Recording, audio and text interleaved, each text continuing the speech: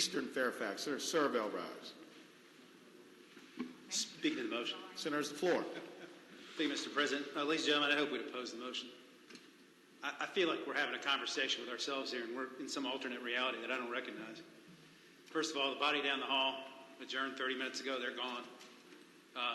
They've made their policy statement, and the one we have in front of us is up or down.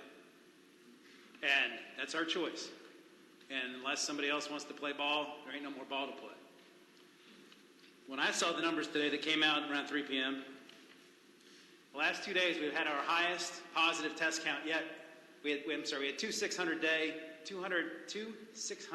new confirmed cases per day in the last 2 days. We are now averaging right now 22 dead Virginians a day.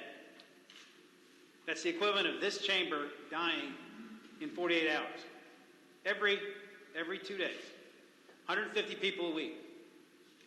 We have not crested out yet. We've not reached the apex. Pretty soon, COVID is going to be the #1 cause of death in the United States of America. Right now, I believe it's #2 or #3. We're in a pandemic. This hasn't happened since 1918. Last time it happened before that was 1849. This doesn't happen a lot, but we're all talking as if, like, there's not a pandemic going on. Just so we're clear. Gentlemen, yield for a question. I'll yield when I'm done talking.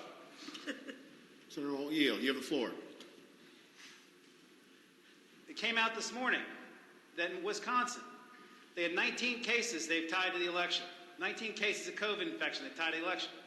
Who knows how many people those 19 infected? And who knows how many people those 19 infected?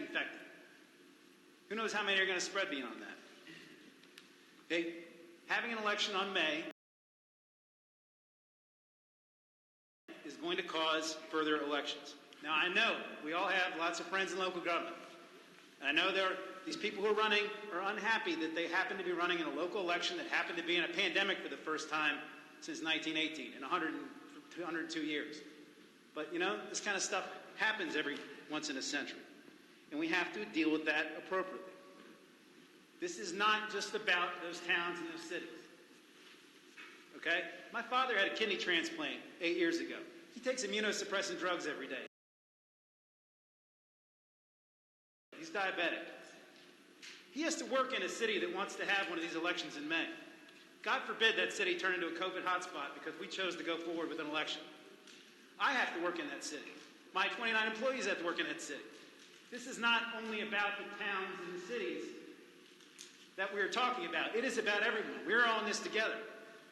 And if we take a step that causes further deaths in this Commonwealth, that's on us.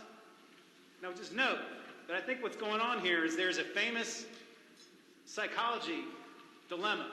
It's called the trolley dilemma. Look it up on Wikipedia. And it says, suppose you're standing at the switch of a railroad track, and the train's coming down the track. And there's 5 people. If you don't touch the switch, 5 people get run over by the train. You pull the switch, 1 person gets run over by the train. Do you pull the switch? And I think that's what's going on here. I think we have people who have people they know who are saying things, and other people they don't, and we can't make a decision. From my perspective, the decision is easy, because this is about public health, it's about keeping people safe, it's about preventing COVID hotspots, and however many 30 or 40 jurisdictions are having these things, including, by the way, 2 in my district. It's about everybody. And I think we need to act on what the governor has given us. We can't assume that there's going to be a special. We can't assume that the House is going to decide to agree with us at some point. We need to vote on what we have in front of us, and I think we need to vote for it. And I'll be happy to yield. Senator yields. Senator from Fairfax City. Senator Petersen.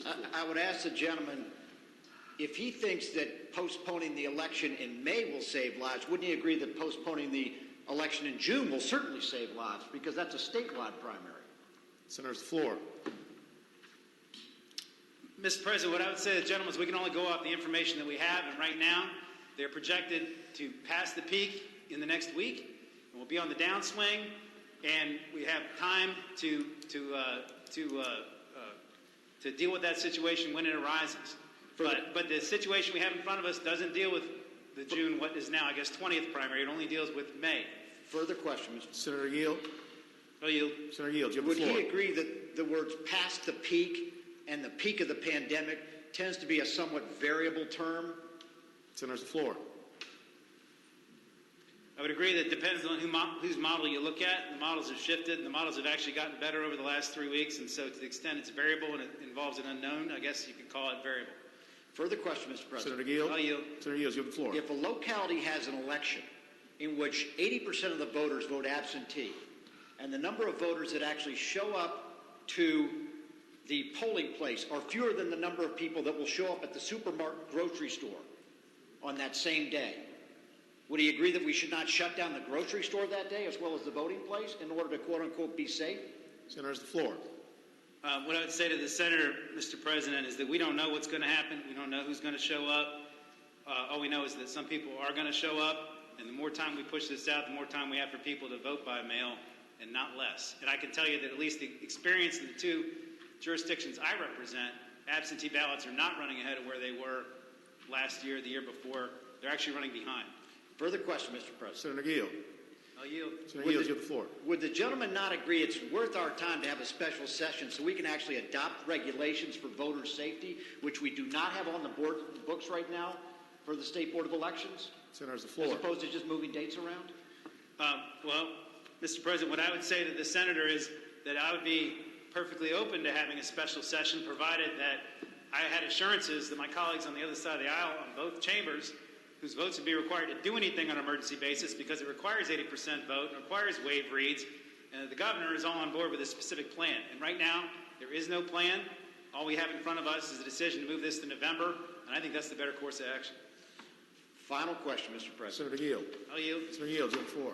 Would he not agree with me that if we defeated this amendment, that the governor, being a physician and a man of honor, would recognize that this is a public crisis and would send down special legislation or call a special session so that we can address it? Senator, the floor. Mr. President, what I would say is, number one, he could also move this primary by 2 weeks, the town elections by 2 weeks to May the 19th, I believe. He has that statutory authority to do that right now. That's one measure he could take, but I'm not confident that's far enough. But number two, given all the speeches I've heard, the 5 speeches I've heard about what a horrible idea this is and this November election is, I'm not confident that we're going to be able to reach conclusion. And also, the body down the hall has already made their policy choice, and they have not made clear that they will do anything different.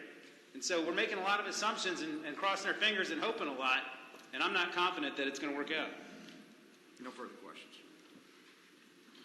Thank you, Senator. For what purpose is the Senator from Northern Chesapeake? Senator